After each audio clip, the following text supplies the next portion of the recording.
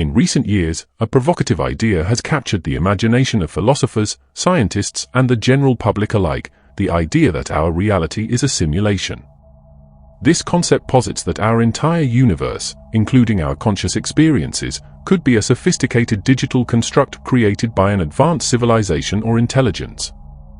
At first glance, this idea might seem like the stuff of science fiction, reminiscent of popular films like The Matrix.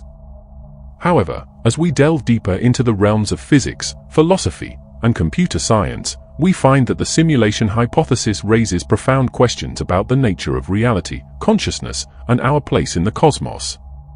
The roots of this idea stretch back far into human history. Ancient philosophical traditions, from Plato's allegory of the cave to Hindu concepts of Maya, illusion, have long grappled with the possibility that our perceived reality might be a mere shadow of a deeper, more fundamental truth. In modern times, these age-old questions have been reframed through the lens of advanced technology and our growing understanding of the universe. So, buckle up and prepare to have your assumptions challenged. Chapter 1: The Simulation Hypothesis. In 2003, philosopher Nick Bostrom published a groundbreaking paper titled, "Are You Living in a Computer Simulation?" This work would go on to catalyze serious academic and popular discussion about the possibility that our reality might be a sophisticated computer simulation. Bostrom's paper laid out a logical argument that has since become known as the simulation trilemma. The trilemma presents three possibilities, arguing that at least one of them must be true. 1. The human species is very likely to go extinct before reaching a post-human stage of technological development capable of running detailed simulations of ancestral life. 2. Any post-human civilization is extremely unlikely to run a significant number of simulations of their evolutionary history, or variations thereof. 3. We are almost certainly living in a computer simulation.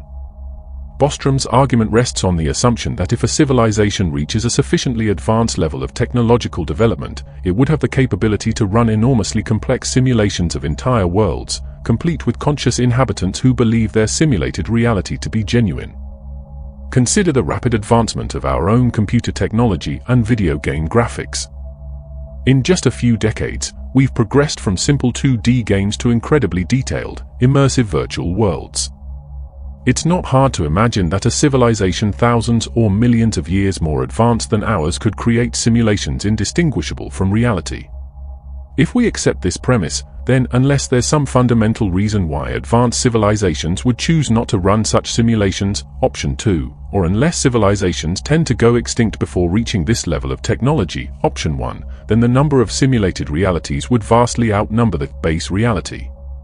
Statistically speaking, this would mean we are far more likely to be living in one of these simulations than in the original, non-simulated universe.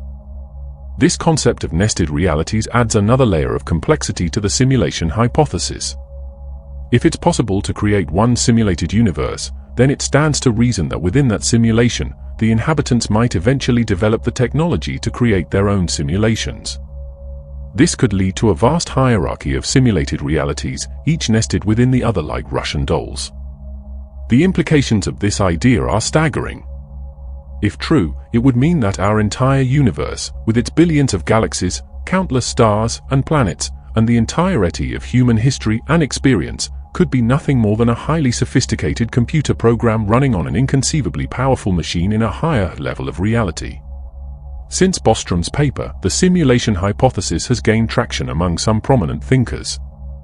Elon Musk, the entrepreneur behind Tesla and SpaceX, has famously stated that he believes the chances we're living in base reality are 1 in billions. He argues that given the rate of advancement in computer graphics and virtual reality technology, it's almost inevitable that we will eventually be able to create simulations indistinguishable from reality.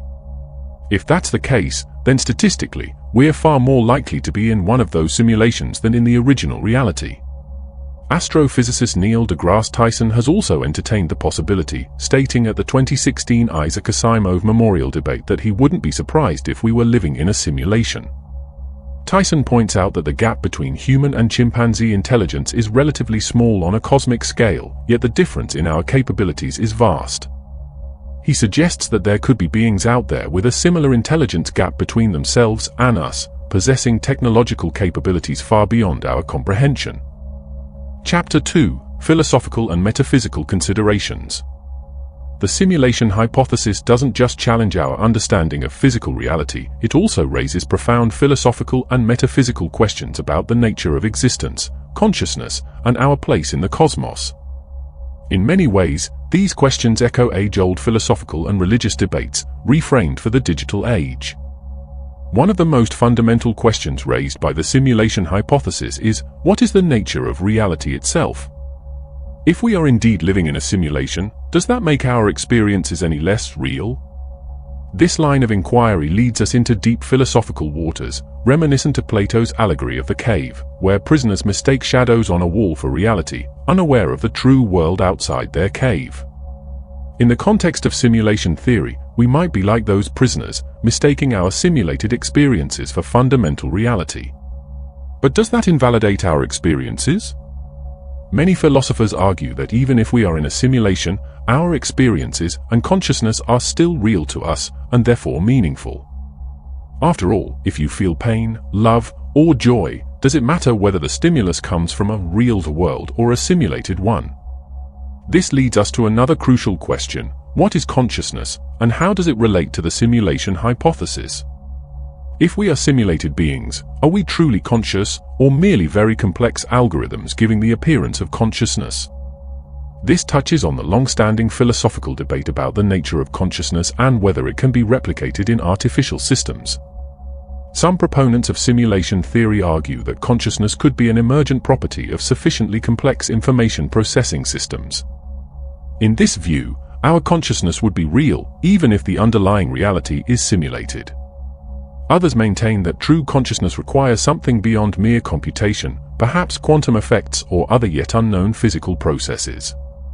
Interestingly, the simulation hypothesis bears striking similarities to various religious and theological concepts of creation. Many religions posit that our world was created by a higher power or powers, much like how a simulated universe would be created by advanced beings. The idea of a programmer or simulator is not dissimilar to the concept of a divine creator. For example, in some interpretations of Hinduism, the physical world is seen as Maya, or illusion, created by divine beings. This parallels the idea of our reality being a simulation created by advanced entities. Similarly, the Gnostic traditions in early Christianity held that the physical world was created by a lesser, imperfect God, and that true reality lay beyond our physical existence. These parallels raise intriguing questions about the relationship between simulation theory and religious beliefs. Could ancient concepts of divine creation be early intuitions of the simulation hypothesis? Or could simulation theory be seen as a modern, technological reframing of age-old religious ideas? The ethical implications of living in a simulation are also profound and multifaceted. If we are simulated beings, do we have moral worth? Do we have free will, or are our actions predetermined by the parameters of the simulation? What ethical obligations, if any, would our simulators have towards us? These questions become even more complex when we consider the possibility of nested simulations. If we create our own simulations containing conscious beings, what would be our ethical responsibilities to them? This creates a potentially infinite regression of ethical considerations. If we accept that we are living in a simulation, how should that affect our behavior and life choices? Some argue that it shouldn't change anything, that we should live our lives as if they are real because, to us, they are. Others suggest that the possibility of being in a simulation should make us more open to seemingly impossible or supernatural events, as these could be glitches or intentional interventions in the simulation. There's also the question of the purpose of our potential simulation. Are we part of an ancestor simulation, created by our descendants to study their history? Are we a scientific experiment? Or perhaps a form of entertainment for advanced beings? Each of these possibilities carries different philosophical and ethical implications. One particularly mind-bending consideration is the problem of computational resources. If our entire universe is a simulation, then any simulations we create would be simulations within a simulation, requiring computational resources from the larger simulation.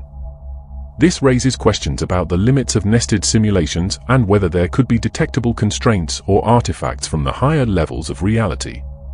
In the words of philosopher Nick Bostrom, if we are living in a simulation, then the cosmos that we are observing is just a tiny piece of the totality of physical existence. While the world we see is in some sense real, it is not located at the fundamental level of reality. Chapter 3: The Physics of Our Universe.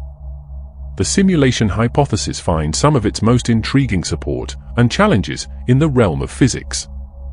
As we delve deeper into the fundamental workings of our universe, we encounter phenomena that seem to align eerily well with what we might expect in a simulated reality.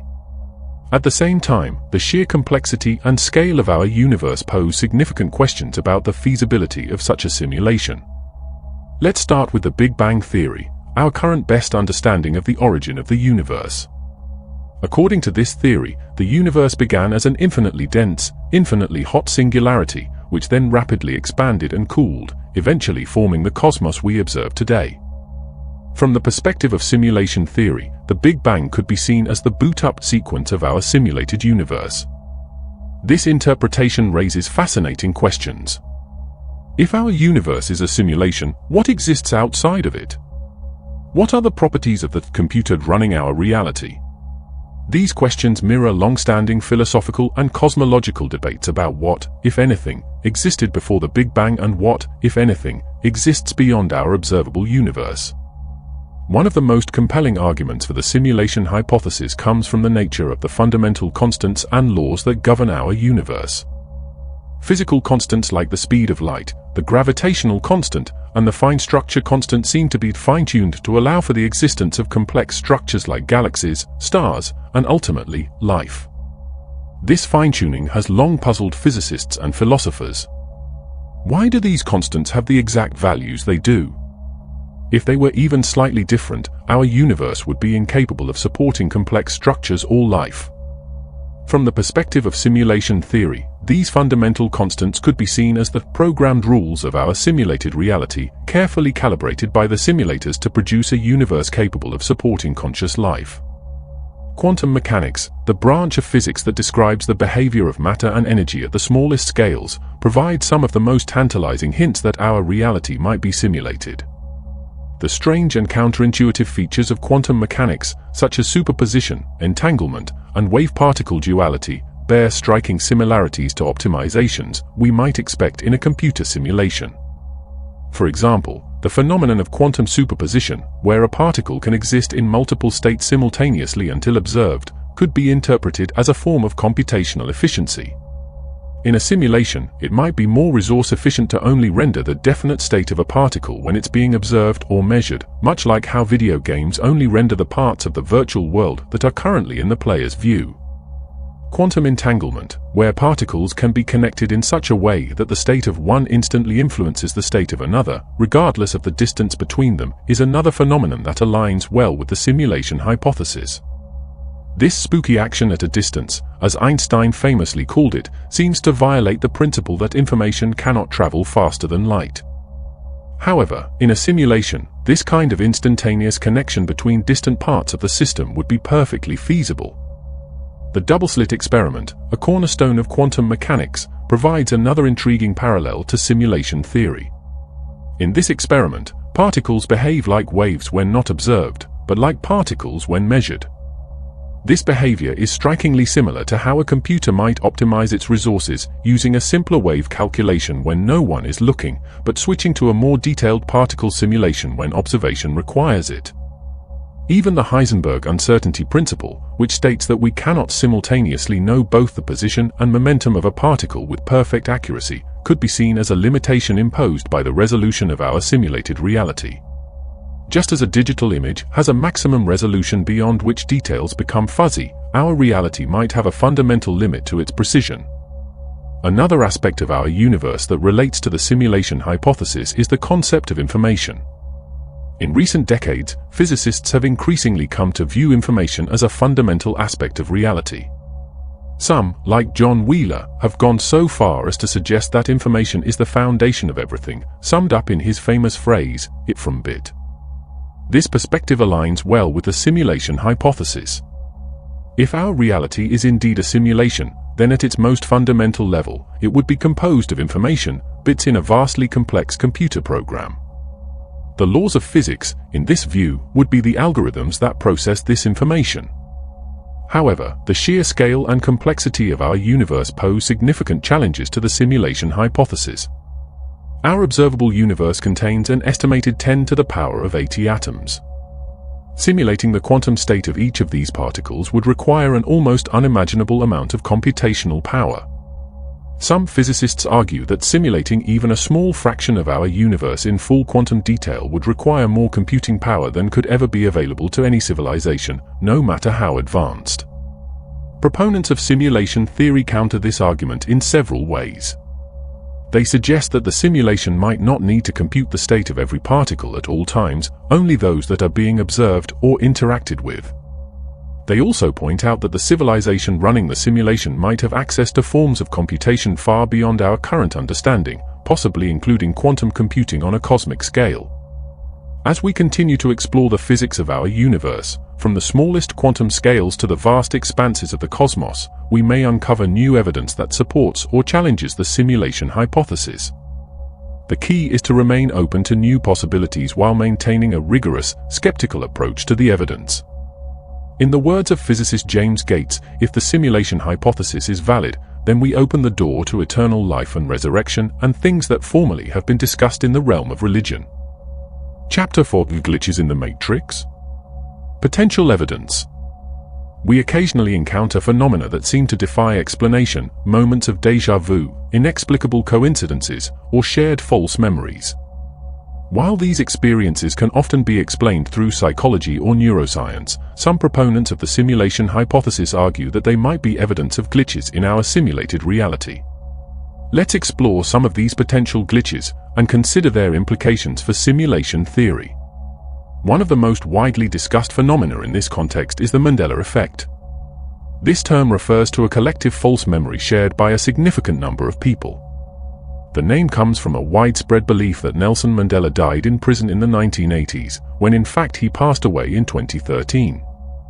Other examples include people remembering the children's book series The Berenstain Bears as the Berenstein Bears, or believing that the popular board game Monopoly's mascot, Rich Uncle Pennybags, wore a monocle when he never did.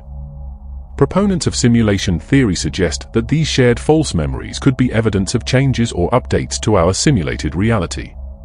Just as a video game might be patched to fix bugs or add new content, our simulated universe might undergo updates that alter historical data.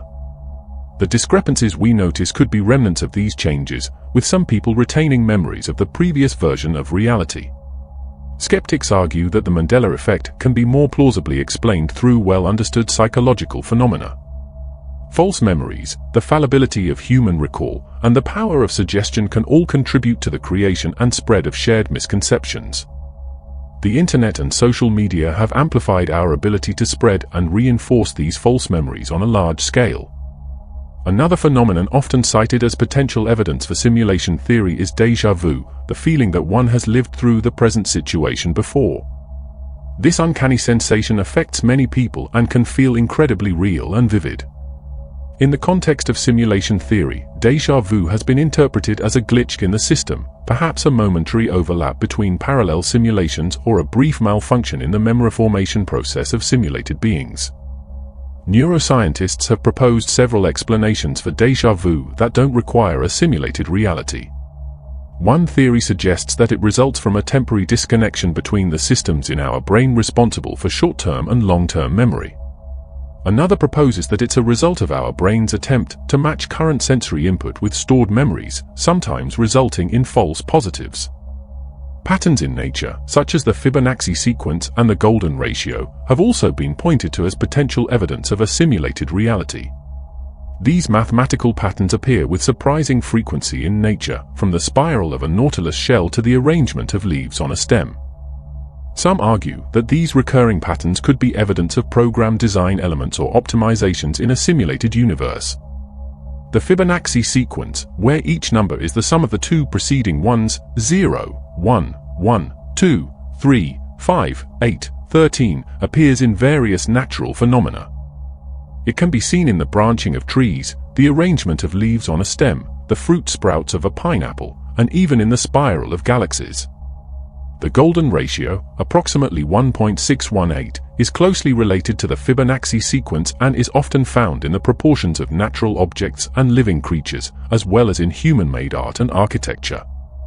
Simulation theorists argue that these patterns could be akin to reusable code or assets in a computer program, efficient ways to generate complexity and beauty without having to design each instance individually. They suggest that the prevalence of these patterns might indicate an underlying computational nature to our reality. Another intriguing phenomenon often discussed in the context of simulation theory is synchronicity, meaningful coincidences that seem to defy probability. Carl Jung, the renowned psychologist, coined this term to describe events that are meaningfully related but not causally connected. For example, thinking of an old friend and then immediately receiving a call from them, or repeatedly encountering the same obscure word or concept in entirely different contexts within a short period. Proponents of simulation theory suggest that these synchronicities could be intentional elements programmed into our reality, perhaps to guide us or add interest to our experiences. They argue that in a simulated reality, seemingly random events could be orchestrated to create these meaningful coincidences. One of the most puzzling aspects of our reality that simulation theorists point to is the nature of time itself. The subjective experience of time, how it seems to speed up as we age, or slow down in moments of extreme stress or danger, could be seen as evidence of variable processing speeds in a simulated reality. The fact that time dilation is a real phenomenon in physics, predicted by Einstein's theory of relativity and confirmed by numerous experiments, adds another layer of intrigue to this idea. In a simulated reality, time could potentially be a variable that can be manipulated, much like how time can be sped up or slowed down in computer simulations or video games. The idea that our experience of time might not be constant or real in an absolute sense aligns with both simulation theory and some interpretations of modern physics. If we are indeed living in a highly advanced simulation, we might expect it to be nearly flawless from our perspective. Any glitches noticeable to us might be intentional elements of the simulation rather than actual errors. This leads to a philosophical conundrum. How could we, as beings within the simulation, ever definitively prove or disprove its existence? Chapter 5: The Fermi Paradox and Extraterrestrial Life. The Fermi Paradox is named after physicist Enrico Fermi, who famously asked, "Where is everybody?" during a discussion about extraterrestrial life in 1950. The paradox arises from the apparent contradiction between the high probability of extraterrestrial civilizations existing, given the vast number of stars and planets in the universe, and the lack of evidence for, or contact with, such civilizations. To understand the magnitude of this paradox, we need to consider the Drake equation, formulated by astronomer Frank Drake in 1961. This equation attempts to estimate the number of active, communicative extraterrestrial civilizations in our galaxy. It takes into account factors such as the rate of star formation, the fraction of stars with planets, the fraction of planets that could support life, the fraction of those that actually develop life, and so on. Even with conservative estimates for these factors, the Drake equation often yields results suggesting that there should be numerous advanced civilizations in our galaxy alone. Given that the universe is approximately 13.8 billion years old, and that our solar system is relatively young at about 4.6 billion years, it seems reasonable to assume that some civilizations could have had a significant head start on us in terms of technological development. So why haven't we detected any signs of these civilizations? No radio signals, no megastructures visible to our telescopes, no probes visiting our solar system? This absence of evidence is particularly puzzling given the timescales involved. Even if interstellar travel is extremely difficult, a determined civilization could potentially colonize the entire galaxy in a few million years, a blink of an eye in cosmic terms. Various explanations have been proposed for the Fermi paradox. Some suggest that advanced civilizations invariably destroy themselves before achieving interstellar travel. Others propose that there might be insurmountable physical or economic barriers to interstellar colonization. Some even speculate that advanced civilizations might choose to stay silent to avoid attracting attention from potentially hostile aliens. If we are living in a simulated reality, the absence of alien civilizations could simply be a parameter of the simulation. The simulators might have chosen to create a universe with only one technological civilization, us, to study our development in isolation. Alternatively, the simulation might have a limited scope, focused primarily on Earth and its immediate cosmic environment. The vast, apparently empty universe could be a backdrop, rendered in less detail to conserve computational resources. This idea aligns with the concept of optimization in computer simulations, where only the necessary elements are fully rendered. Moreover, if our reality is a simulation, the simulators could easily introduce alien civilizations into our universe if and when they choose to. The sudden appearance of extraterrestrial intelligence could be as simple as activating a pre-programmed module in the simulation. This perspective on the Fermi paradox aligns with a principle known as the simulation argument, proposed by philosopher Nick Bostrom. This argument suggests that at least one of the following propositions must be true. 1. Almost all civilizations at our level of development become extinct before becoming technologically mature enough to create realistic simulations of conscious beings. 2. The fraction of technologically mature civilizations that are interested in creating simulations of their evolutionary history, or variations thereof, is very close to 0. 3. We are almost certainly living in a computer simulation. If we accept the premises of the simulation argument, then the Fermi paradox could be seen as evidence supporting the third proposition. The absence of detectable alien civilizations might be more easily explained by us being in a simulation than by the first two propositions. Chapter 6: Computational Requirements. One of the most significant challenges to the simulation hypothesis is the sheer computational power that would be required to simulate a universe as vast and complex as our own. To fully appreciate this challenge, we need to consider the scale of our universe and the level of detail that would need to be simulated to create a reality indistinguishable from a natural universe. Our observable universe is estimated to contain around 10 to the power of 80 atoms. Each of these atoms, according to quantum mechanics, can exist in multiple states simultaneously until observed or measured. To simulate this at a quantum level would require an almost unimaginable amount of computational power. Moreover, our universe is not static. It's a dynamic system with countless interactions happening every moment, from the movements of galaxies to the quantum fluctuations in the vacuum of space. Simulating all of these interactions in real time would require not just vast amounts of memory, but also incredible processing power. To put this in perspective, let's consider one of the most powerful supercomputers in the world as of 2021, Japan's Fugaku. This machine is capable of performing about 442 petaflops, or 442 quadrillion floating point operations per second. While this is an impressive feat of engineering, it pales in comparison to the computational requirements of simulating even a small portion of our universe at a quantum level.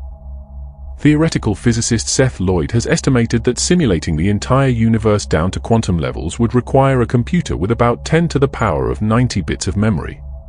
This is far beyond our current technological capabilities, and some argue it may be beyond the capabilities of any physically realizable computer in our universe. However, proponents of the simulation hypothesis argue that there are ways around this computational challenge. One possibility is that the simulation doesn't need to compute the state of every particle at all times.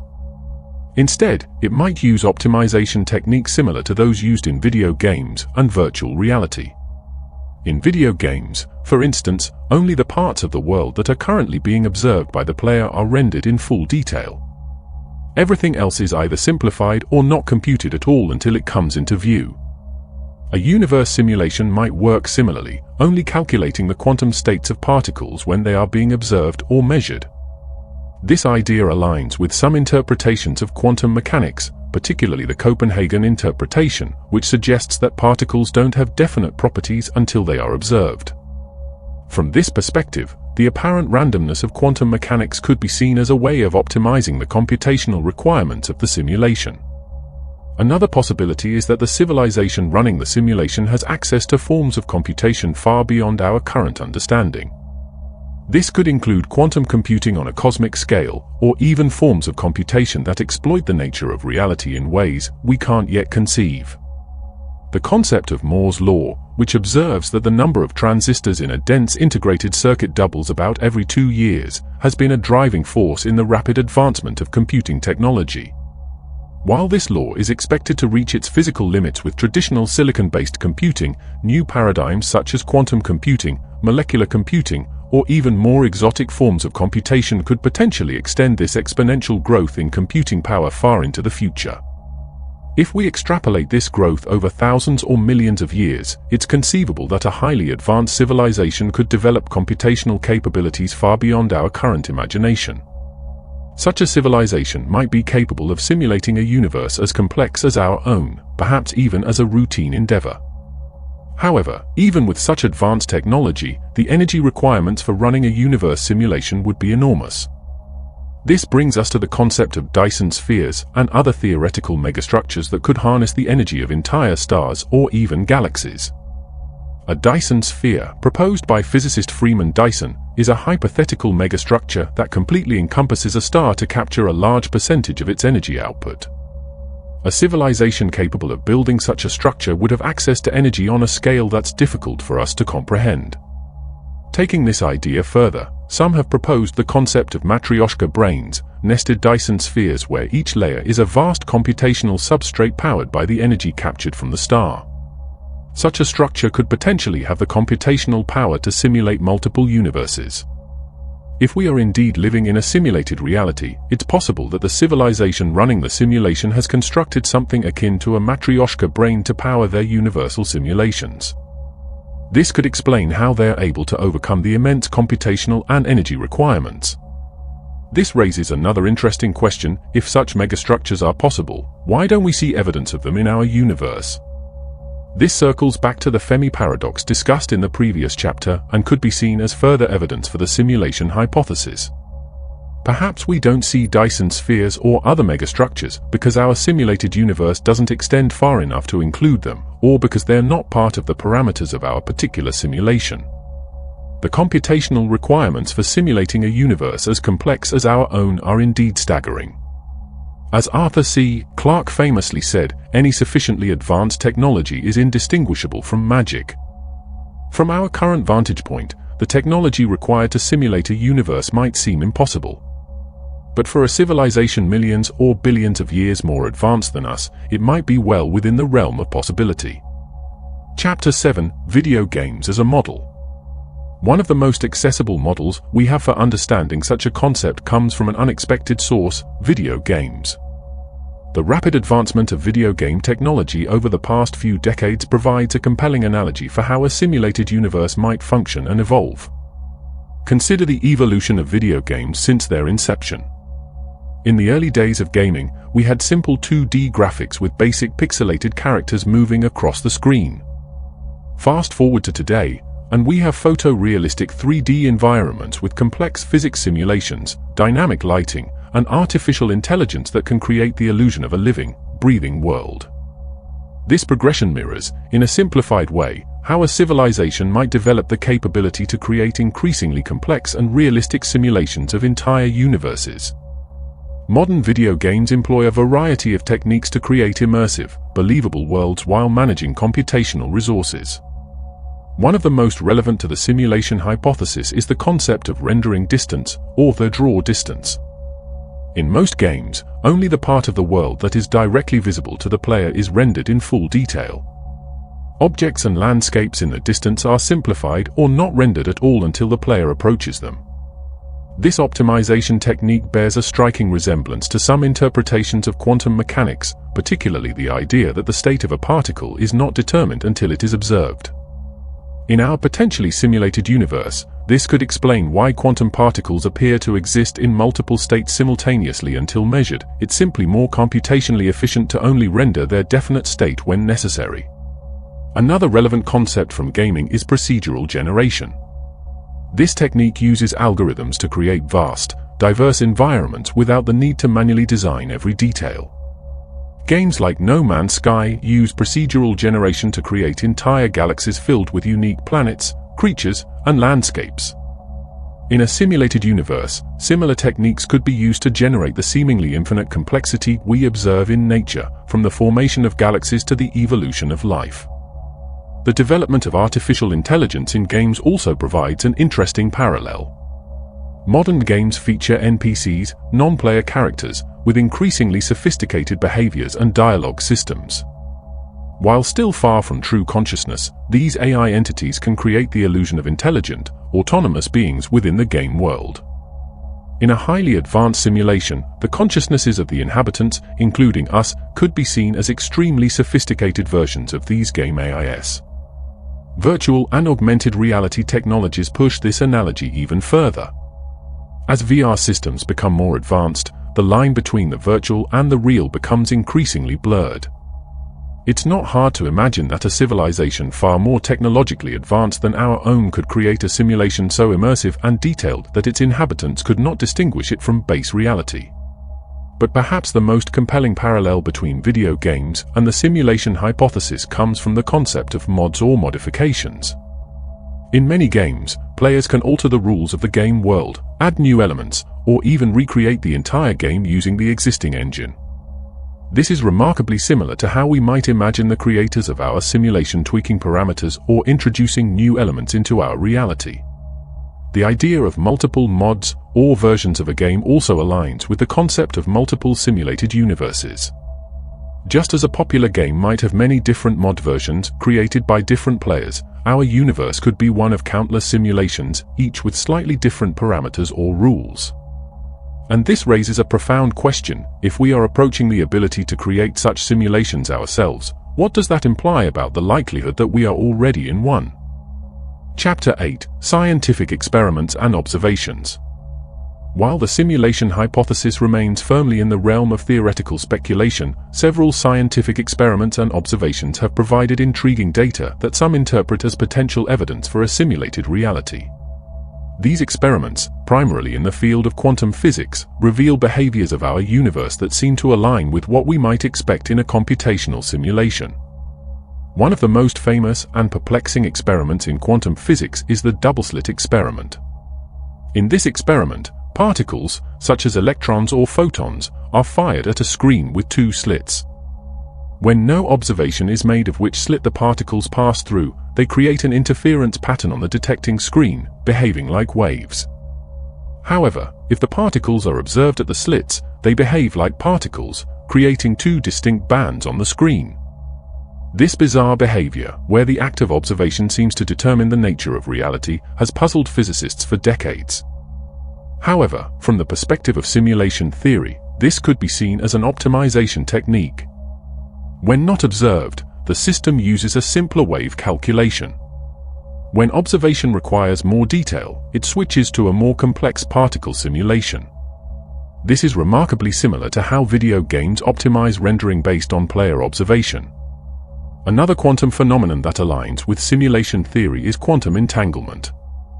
This is a phenomenon where two particles become connected in such a way that the quantum state of each particle cannot be described independently, even when separated by large distances. Einstein famously referred to this as spooky action at a distance, because the information about the state seems to travel instantaneously, violating the speed of light limit. In a simulated reality, this instantaneous connection could be easily explained.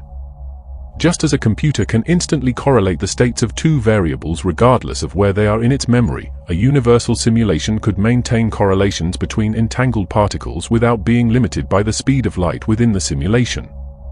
The delayed choice quantum eraser experiment, a variation of the double-slit experiment, takes these ideas even further. In this mind-bending experiment, the choice to observe which slit a particle goes through is made after the particle has already passed through the slit. Surprisingly, this later choice still affects the earlier behavior of the particle, as if the future was influencing the past. While there are interpretations of quantum mechanics that can explain these results without invoking simulation theory, the behavior is strikingly similar to how a computer simulation might handle time. In a simulation, the program has access to both past and future states and could easily adjust past events based on future choices. Another area of physics that provides potential support for the simulation hypothesis is the study of cosmic rays. In 2004, a team of physicists led by German scientist Ralph Wisniewski made an intriguing observation.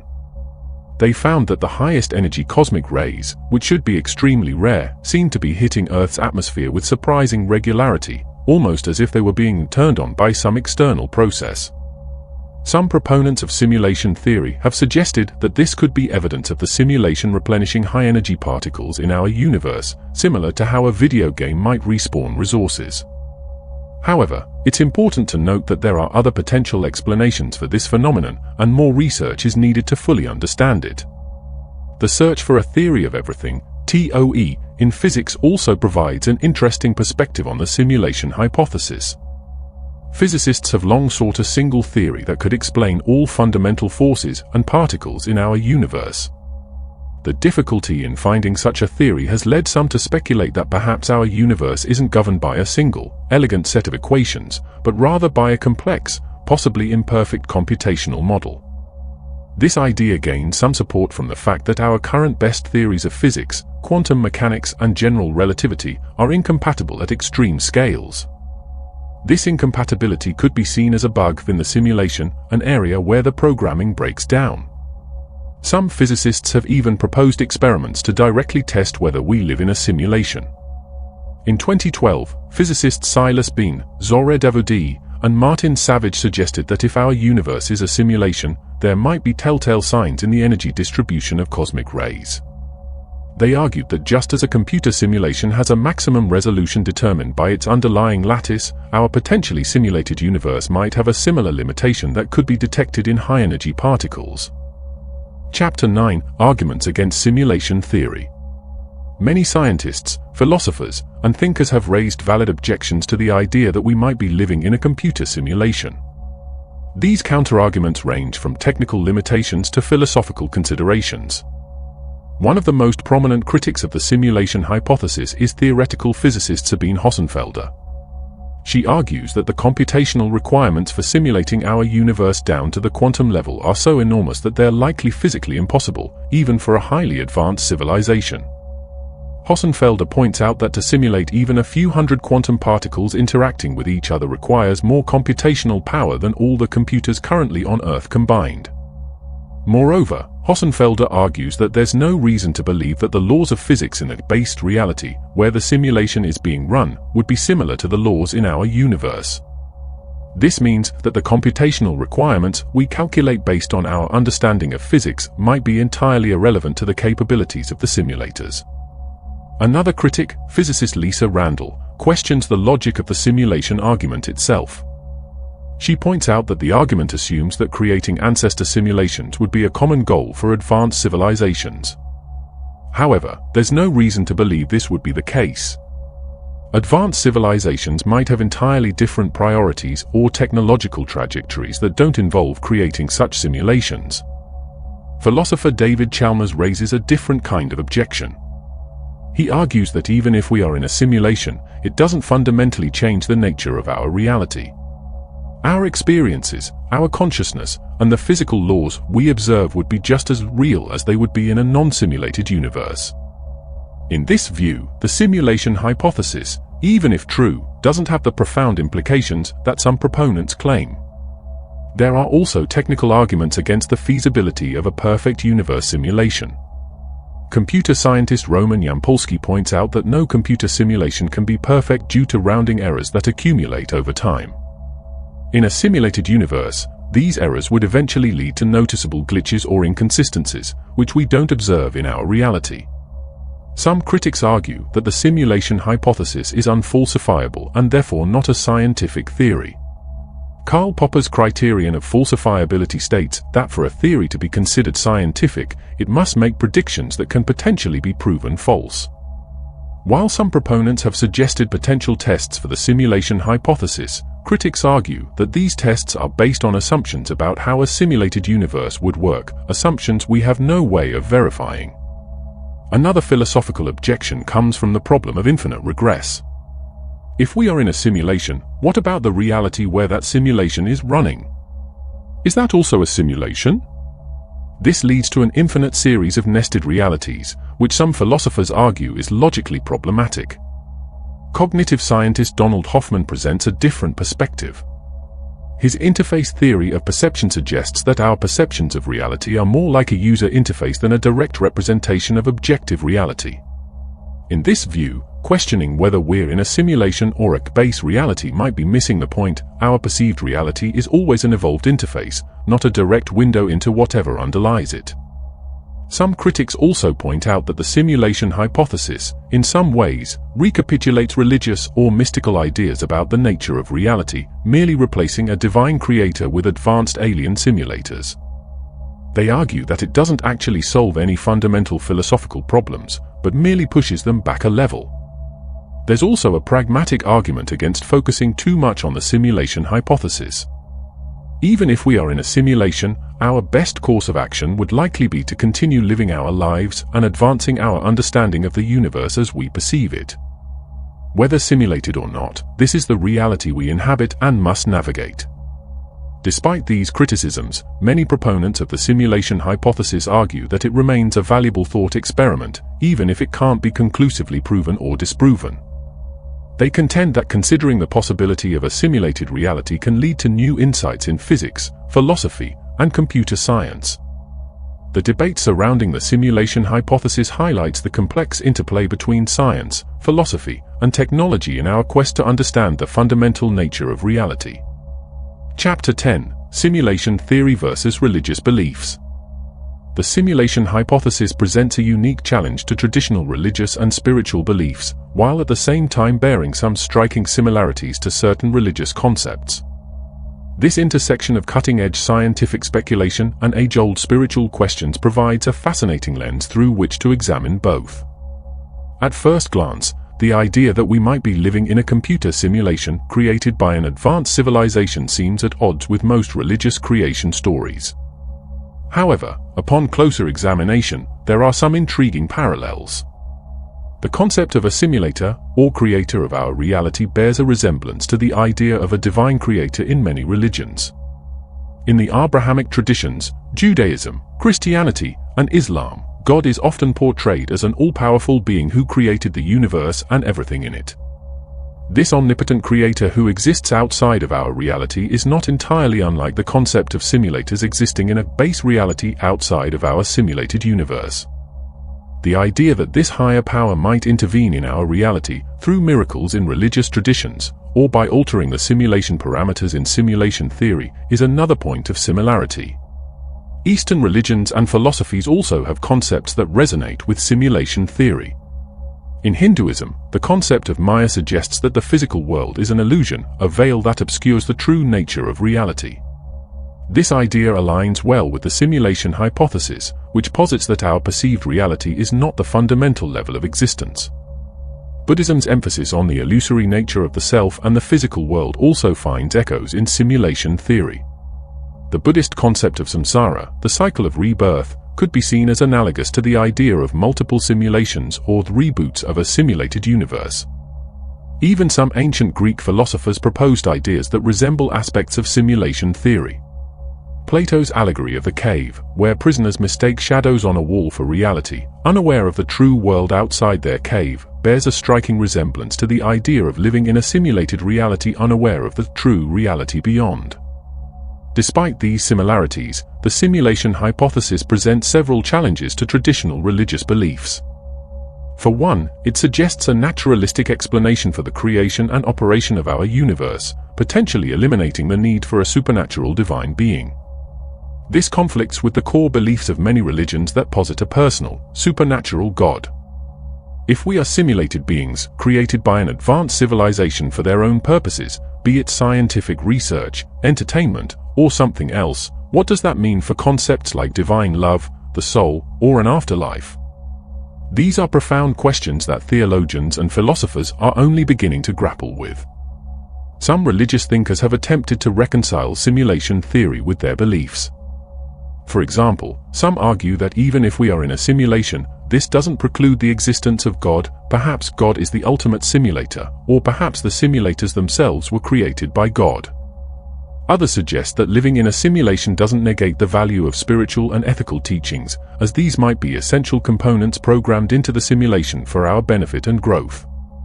The simulation hypothesis also raises interesting questions about the nature of consciousness and the soul. Many religions posit the existence of an immaterial soul that survives bodily death. How does this concept fit with the idea that we might be simulated beings? Some proponents of simulation theory argue that consciousness could be an emergent property of sufficiently complex information processing, which could be seen as a naturalistic explanation for what religions have traditionally called the soul.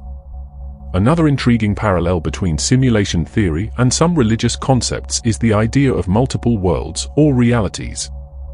Many religions have concepts of other realms of existence, heaven, hell, purgatory, or various spiritual planes. In a similar vein, the simulation hypothesis often involves the idea of multiple simulations or nested realities.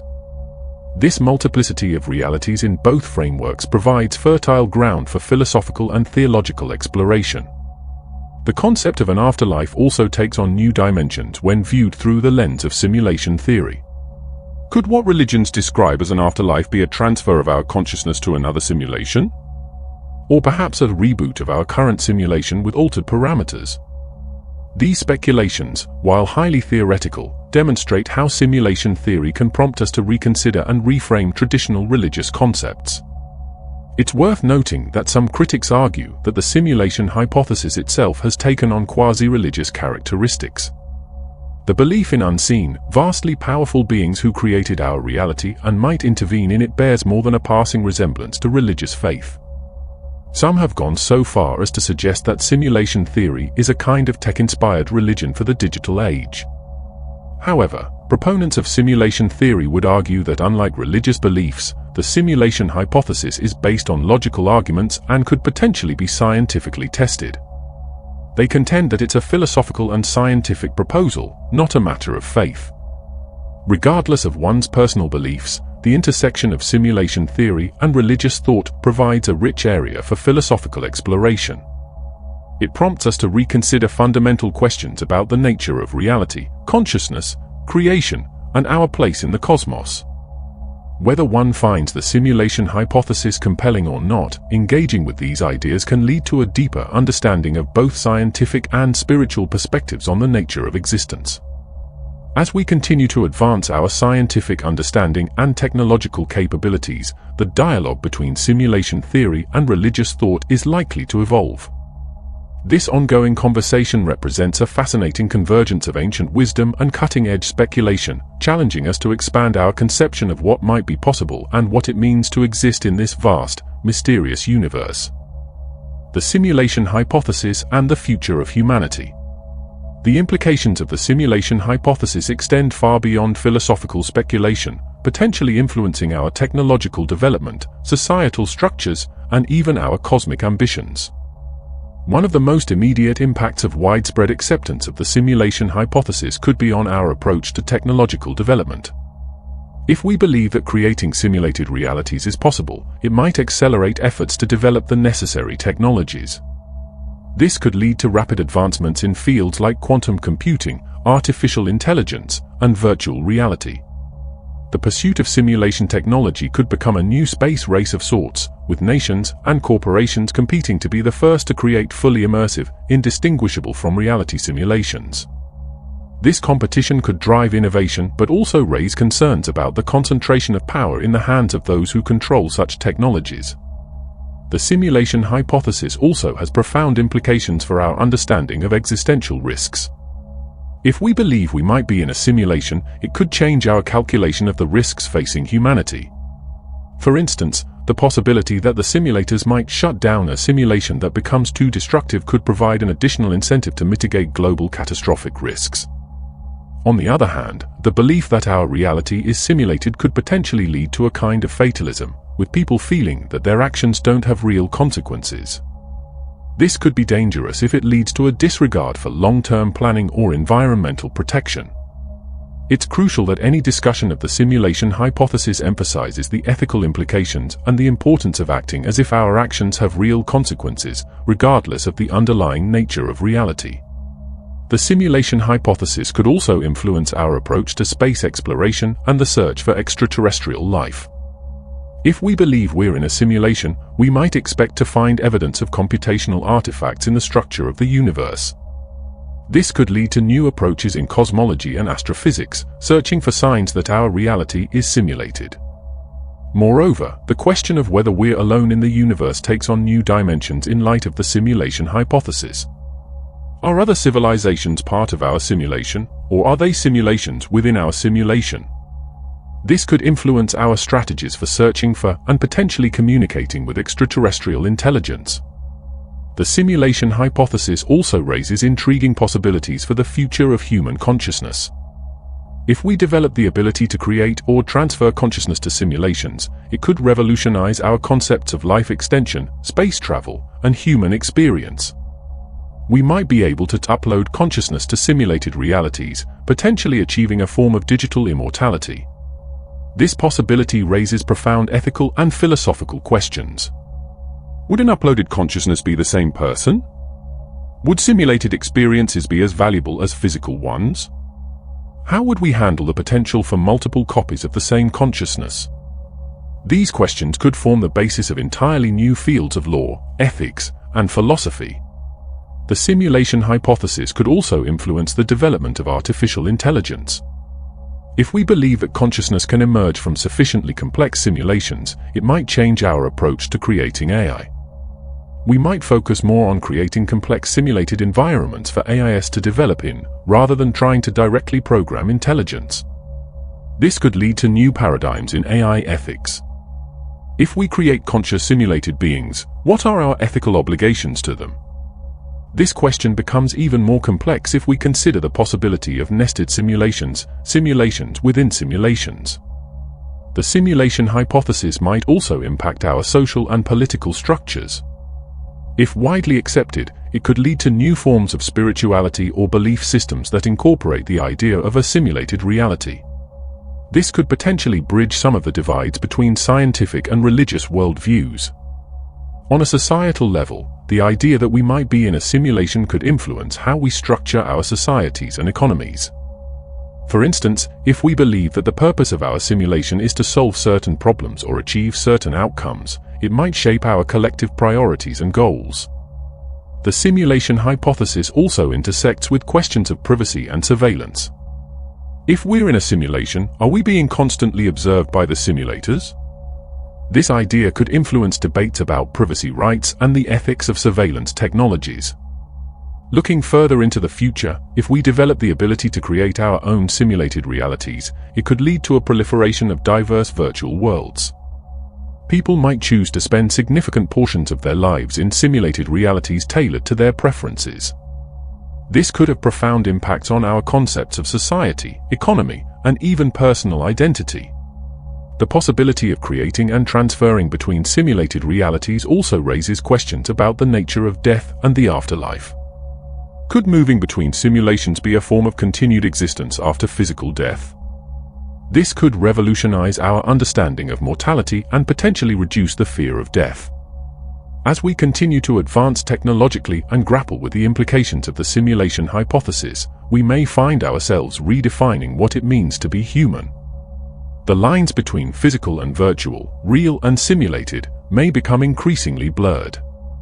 As we stand on the brink of technologies that could potentially allow us to create our own simulated realities, we are faced with a profound question. If we can create such simulations, what are the odds that we ourselves are not already in one?